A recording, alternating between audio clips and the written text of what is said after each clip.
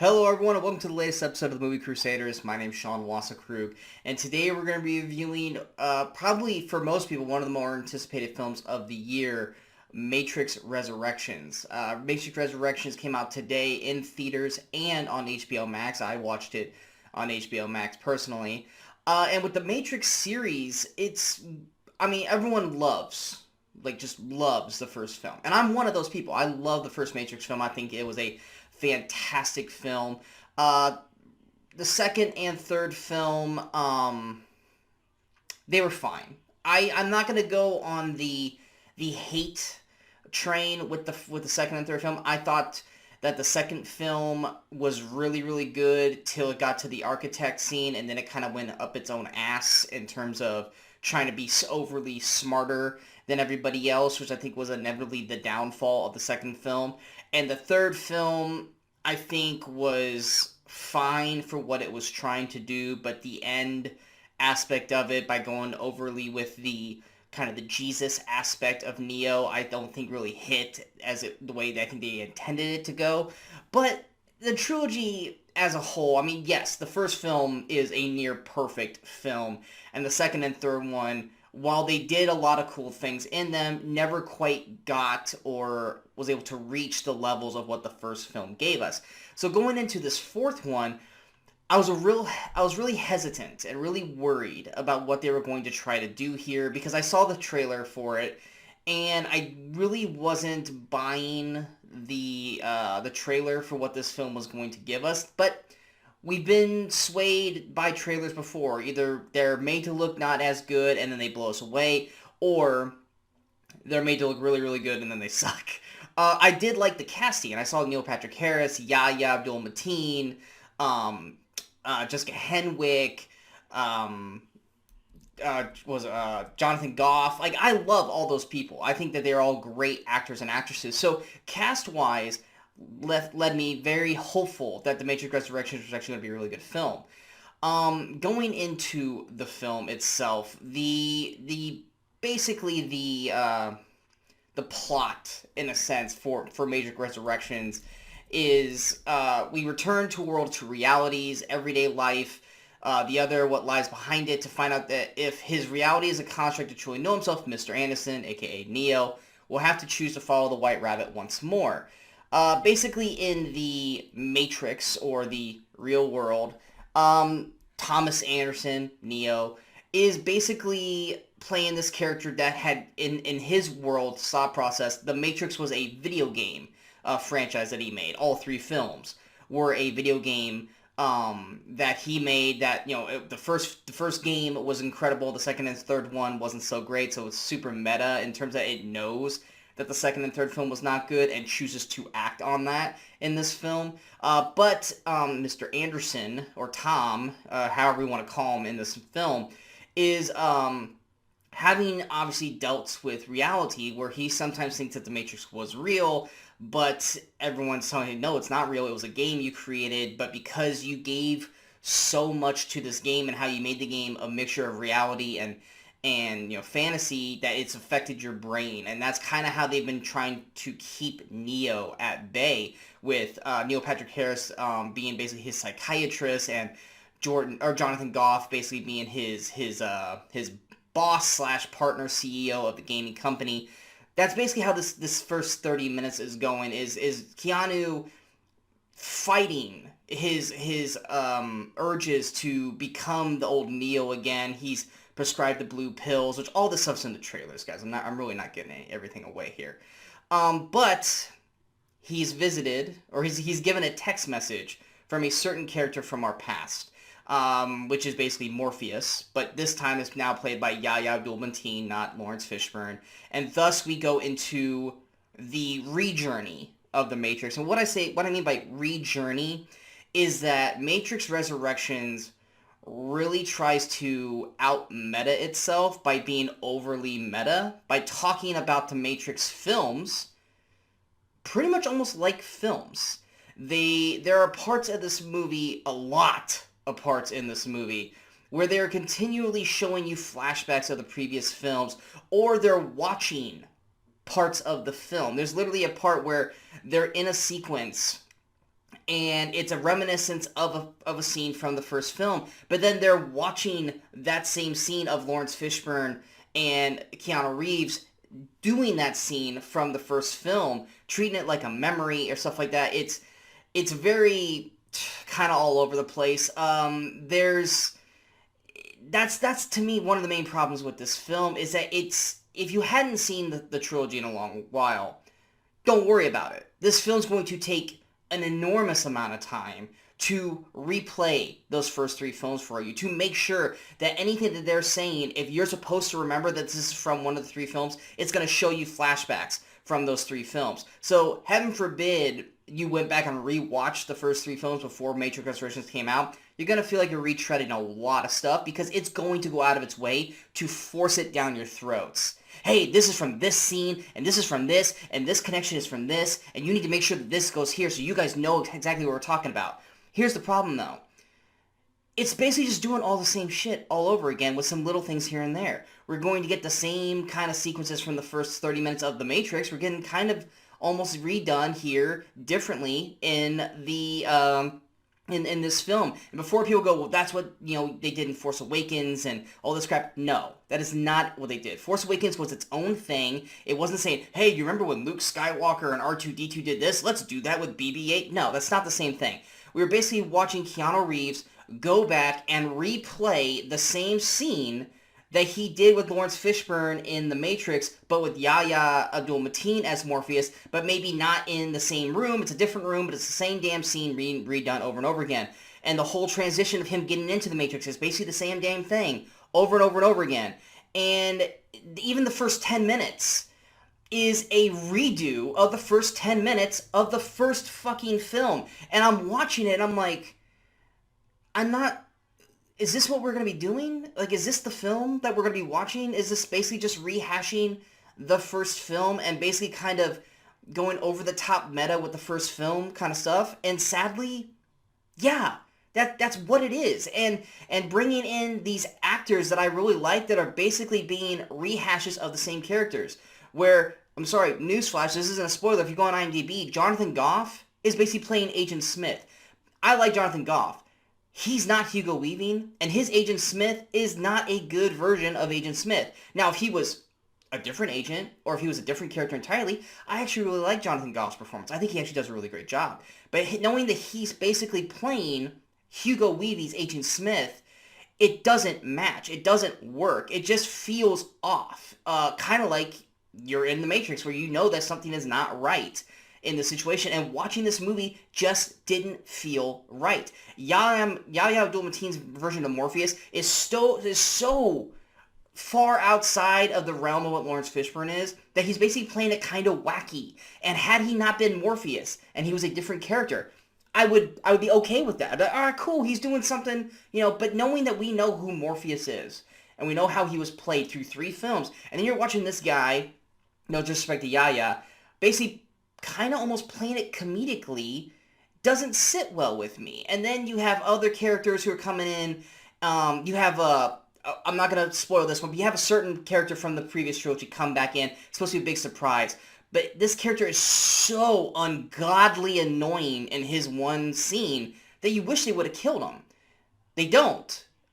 So it only makes me worry that if they decide to make more films, that this character is going to come back. And it's horribly acted. It's horribly written. There's certain scenes that, editing-wise, don't work. There's this particular scene that I'm still talking about, where this one character is talking and the forefront of the camera is on him, but there's a fight scene happening in the background of him. You watch the fighters in the background, they're just kind of standing around like this. They're not actually fighting. It's like they know that the camera's not technically on them, so they're not moving the right way, and it just looks off. It looks like it's not supposed to be this way.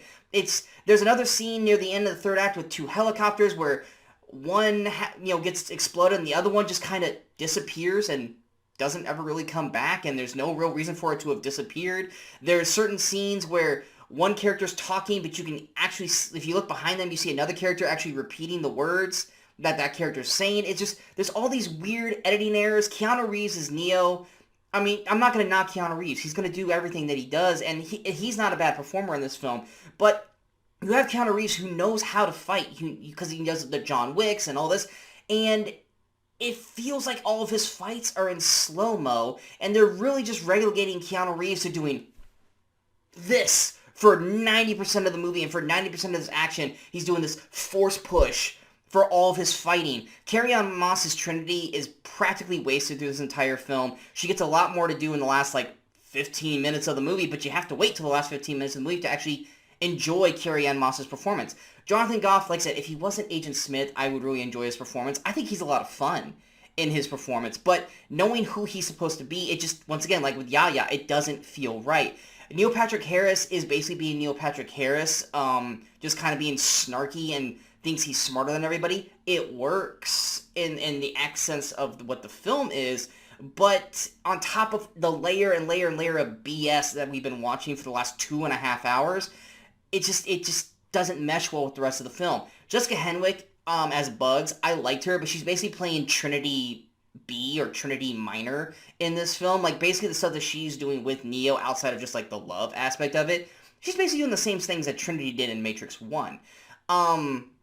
There's also this other subcast of characters. They're now great. Thank God they didn't waste too much time with them. But it's in the Matrix world. They're the game designers that work with Mr. Anderson, and them talking. They waste way too much time just letting these guys blow smoke and talk about what the Matrix is and what the Matrix isn't. And it feels like a jerk off session of fans talking, trying to be philosophical about what the Matrix is and what the Matrix isn't, and what it means to them and what it means to other people. And it's ungodly annoying. It's a waste of time. It's a real waste of time.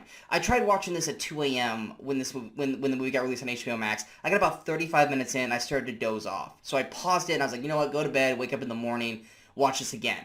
Watching it again, I am now in the third act, the crucial part of the film, and once again, I found myself dozing off through this to the point where I had to pause it, walk around, go do something to wake myself back up, and then jump back into this film. The action sequences aren't that exciting. They're just kind of a jumbled mess of everything going all over the place. This doesn't feel like The Matrix. This feels like a poor kind of excuse of a ripoff of someone trying to make something that's like The Matrix, but then trying to say we're better than The Matrix, and failing miserably at that. And then bringing back certain characters because they feel like it's a necessity when some of them just really don't matter. And it ultimately, this is an epic fail. I hated this film. I wanted to like it. I wanted to at least be okay with this film. But the more and more that this film kept happening, the more and more I just hated what I was watching and feeling like I was wasting 2.5 hours of my time. I love the cast. I think everyone in this film are great actors, but the script and the story that is being told in this film is garbage. To the point when this film ended, I'm hoping to God they don't try to continue this, because I have zero interest in wanting to see anything else that Lana Wachowski, or Lukowski, however you say the last name, I'm sorry, is going to bring to this franchise. This is basically hitting Terminator levels of bad. Where, and granted, I don't hate the Terminator films, but let's put it this way, nothing's been as good as really since Terminator 2. There have been some decent films and some okay films, and there's been some really bad films. Matrix has now hit that level. You have a phenomenal first film, second and third film are okay, and then you have this hot pile of garbage called Matrix Resurrections that is a horribly done film that tries to get up, once again, up its own ass in terms of meta-ing itself. And by the end of it, you just hate everything that they did. I'm surprised Keanu and Carrie-Anne Moss didn't kind of step up and say, hey, guys, this is not good. And we owe these fans, these Matrix fans, better than what we're giving them here. But they're actors. They're going to do what the director says, I guess. But ultimately, this was an epic fail. This is one of the most disappointing films I've seen this year, hands down. I do not recommend this. If you are a lover of the Matrix franchise, you're probably going to see this. But I'm urging you, don't see it. This is a bad movie. This is just going to put a stink in your mouth about the Matrix franchise. This is not a good film. Also, there is a post-credit scene. Don't watch it. Don't watch it. I'm telling you, don't watch it. It's so fucking stupid. But yeah, wow, I cannot believe how bad this movie was. This was horrendous. I will give it a 40% though. The reason why I'll give it 40% is the performances, they're not bad. I don't blame anyone for their bad performances. It is the script and it is what they are told to do by the director. I don't blame Jonathan Goff for his Agent Smith. He actually was doing the best he can do with it. Had he was any other character, he'd been fine. Yaya, I hate his Morpheus. It's not his fault. It's the way it was written. Carrie-Anne Moss is wasted, but she's good in it. Keanu Reeves is good in it. Jessica Henwick is good in it. Neil Patrick Harris is good in it. They are all doing a good job. It is a shitty script. It's poorly edited. It's poorly paced. It is poorly directed. But I do enjoy the characters. I just wish they were in a different. And visually, it looks good. It visually looks good, but there are some bad stuff in it that is very, very, eye catching. Especially like that one scene where I told you where you look behind this one guy talking, and there's supposed to be a big fight going on. You can see that they're all just kind of standing there mimicking a fight but not actually fighting. But yeah, I'm going to give it a 40%, which most people know a 40% for me is a D grade. Definitely don't recommend watching this. I do not recommend ever checking this movie out, even for free on HBO Max. Yeah, this was sad. This was sad and disappointing. I hate that I have to do this poorly of a review for a film that is a franchise that is so beloved by so many people. But I would say I hope you guys enjoyed this review, but this was not an enjoyable review by any means. But if you guys feel that I'm right in this, give this film a like, share, and subscribe to the channel, and stay up to date with all the latest videos that pop up on the Movie Crusaders. And don't forget to follow us on all the social media outlets you see below. Coming up next, I'm going to be dropping a massive review dump. There's just so many movies that are dropping right now over the last 2-3 weeks that I don't have a time to do individual videos for each one. So I'm getting ready to drop a review with 5 movies at once, and we'll probably do that again and maybe a third time by the end of the year, just because there's too many movies and not enough time to shoot individual videos for them all. So there will be a review. Those reviews will be coming up here shortly. We also have the spoiler and non-spoiler review of Spider-Man No Way Home with me and Brian Michaels. And then also Brian Michaels and myself will be back later on in the week for the Weekend Crusaders. It's our final episode of the year where we go over 5 movies come out during this weekend in movie history. But yeah, until next time, in case I don't see you, good morning, good afternoon, and good night, Movie Crusaders.